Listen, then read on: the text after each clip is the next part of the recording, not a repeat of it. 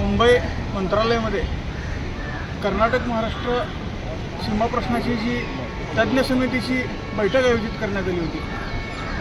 धैर्यशील दादा माने यांच्या निरोपावरून आम्ही त्या बैठकीला त्या ठिकाणी आज उपस्थित होतो।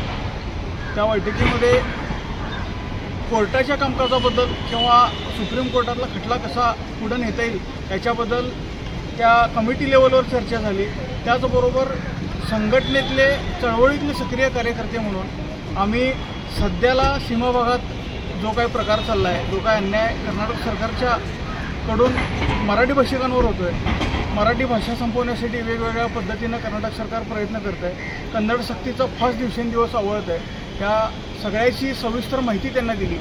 यावर लवकरच काहीतरी ठोस उपाययोजना करू किंवा समन्वय साधण्याचा प्रयत्न करू असं आश्वासन त्या ठिकाणी धैर्यशील दादा माने यांनी आम्हाला दिलेलं आहे। गेल्या काही दिवसापासून आमची तडीपारीची नोटीस असो किंवा आता कालचंच उदाहरण म्हणजे काल परवाचं विसर्जना दिवशी जय जय महाराष्ट्र माझा गाणं लावल्यावर सुद्धा त्या ठिकाणी त्या मंडळावर त्या मंडळातल्या कार्यकर्त्यांवर गुन्हा दाखल झाला होता।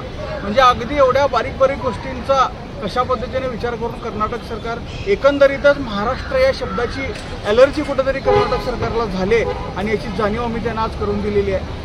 ह्या गंभीर विषयावर मुख्यमंत्र्यांशी चर्चा करून उच्चाधिकार समितीमध्ये हा विषय घेतला जाईल असं आश्वासन धनंजय महाडिक साहेबांनी धैर्यशील दादा माने यांनी आम्हाला दिलेलं आहे। त्याचबरोबर तज्ञ समितीची यानंतर एका ठराविक वेळेनंतर सातत्यानं बैठक घेऊन लवकरात लवकर हा खटला कसा चालेल किंवा हा प्रश्न मार्गी लागेल त्यासाठी ते प्रयत्न करतीलच। आमचे बेळगावचे कायदे तज्ञ ॲडव्होकेट महेश बिर्जे सर त्या कमिटीचे सदस्य म्हणून त्या बैठकीत होते।